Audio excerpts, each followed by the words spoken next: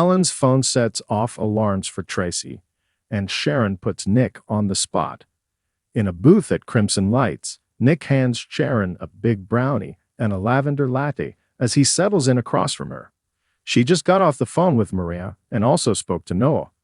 As soon as she got home, she hugged Faith so hard that she made her squeak. The whole time she was captive, she thought of her kids. Nick admires her for doing that and asks if she wants to go home to rest. This is where Sharon wants to be, surrounded by people living their lives and free. Now I am too. All because of you, she says, taking his hand. She tells him she'll never take making the simplest choices for granted again. Part of taking back control of her life will be finding out who was behind all this. Sharon admits that at one point, she and Phyllis speculated on whether the kidnapper could be someone they knew, even one of their own kids. Whoever was responsible knew so much of their history. Their minds were desperate enough to wonder if one of their kids was trying to teach them a lesson. Nick is confident none of their kids would do such a thing. Young and restless Michelle Stafford. That's a wrap. This all sounds like some form of extreme therapy to him. It was more like an attempted exorcism, she says. He asks if it succeeded. Sharon wants to believe that the ordeal was ironically cathartic. They were forced to come to terms with some of their issues and to save each other's lives. It's insane to Nick that this was all done for someone's entertainment. Sharon explains the voice seemed to be running some kind of psychological experiment. The person behind this must have had some experience in psychology. They knew what games would push the right buttons. She can't help but think of how similar it was to aversion therapy. It was like some twisted therapeutic intervention. Nick is just relieved they are okay. Now they need to figure out who was behind it so it will never happen again. Phyllis reunites with her children. Phyllis walks down the steps of the athletic club and into the foyer. She looks around anxiously until her children burst through the revolving doors. Once they have enjoyed a group hug, the kids say they've been worried sick. Phyllis is okay now that she's seen her babies. They settle into the dining room. A burger and fries is set before her, as well as a large glass of red wine. The children beam while they watch her gorge. Phyllis likes that she could choose between fries and a salad, but it wasn't much of a choice. She giggles about how happy she is that it's not poisoned. Her kids want to hear everything. Phyllis explains how she was trapped in a clinic with Sharon. She's not sure what the point was. It seemed to be some weird experiment to make her and Sharon work together. Summer points out that the person who did this hasn't been caught. That means she's still in danger. Her mom tells them she doesn't want them to worry more than they already have. She has Chance looking out for her, and she's determined to hunt down whoever did this. Daniel orders her not to go vigilant. He forces his mom to promise she will let this police take care of this. Phyllis explains that her captor knew all about her history with Sharon and gave them tests and riddles. She ended up being poisoned and her life reduced to a punchline for a riddle. The irony of it is that if it weren't for Sharon, she wouldn't be with her babies right now. She shares that she woke up and Sharon didn't have a heartbeat, so she had to get her alive and kicking again. Daniel asks if they worked through any of their mutual anger. With some difficulty, Phyllis admits they've developed a new appreciation for each other's strengths. Summer doesn't want to mention it, but asks if this could have been Ian's doing. It crossed her mom's mind, but Chance assured her he was cremated. This freak has to be found. Sooner rather than later, Phyllis says. Sally thinks Billy is a hero. At Billy's place, Sally tells him that being fed clues to find Sharon and Phyllis makes this whole debacle sound like the strangest kidnapping ever. She can't believe he just dove in on tracking them down. There was no way Billy wouldn't have done that. He couldn't turn away from the slightest chance of saving Phyllis.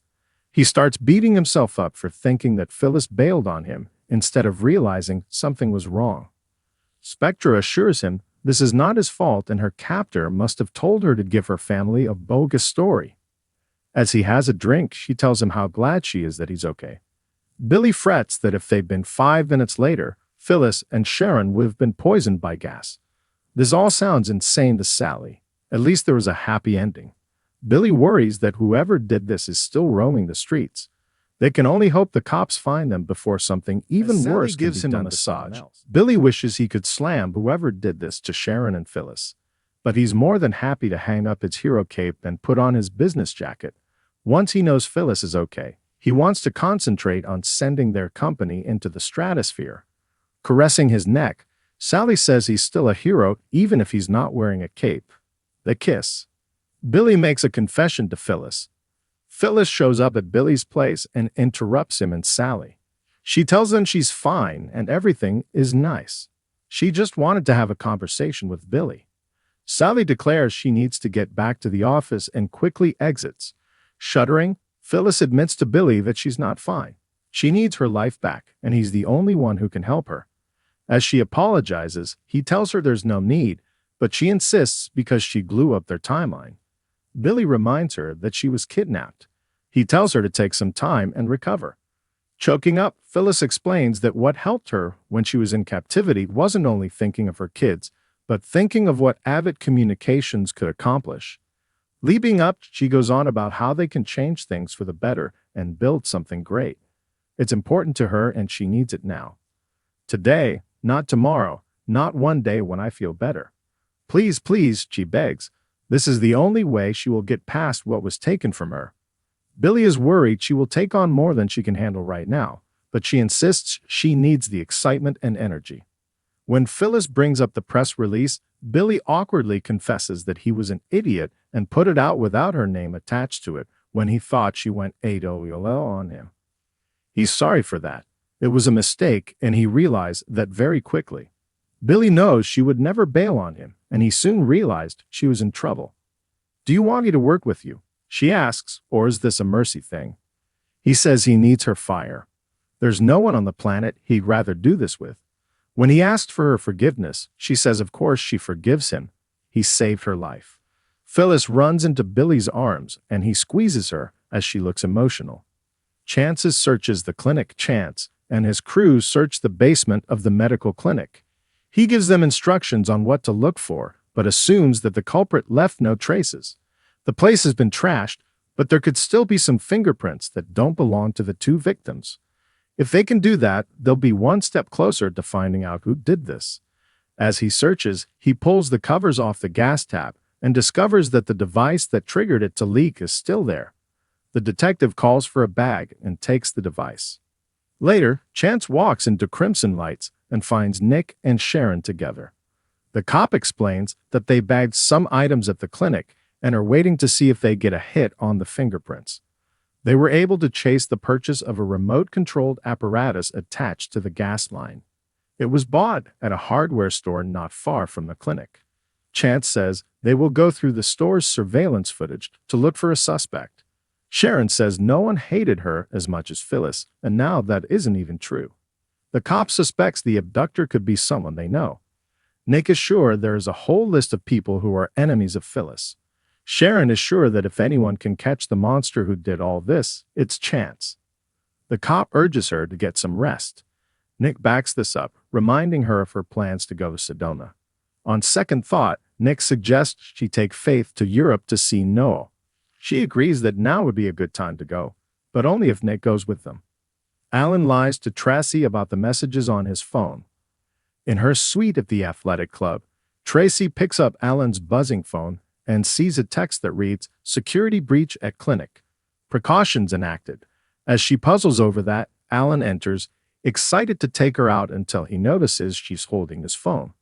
She explains his phone was making strange noises and she grabbed it, seeing the odd text. Taking the phone from her hand, Alan turns away for a minute and then claims he's been seeing alerts for a few days. Fearing he's been hacked, he hasn't opened his phone. That's why he was so stunned when he saw her with his phone. That makes sense to Traci, who suggests he get a new phone. She suddenly remembers that he must have opened his phone to text her earlier. As they sit, he chuckles and says he must have been so excited to see her that he forgot about the risk. They talk about how his identity might have been stolen. He ponders what that would feel like and how useful it would be as a therapist to go through the kind of psychological devastation that must involve. It would be an interesting experiment to experience those feelings. She reminds him that he already did when his brother Martin was pretending to be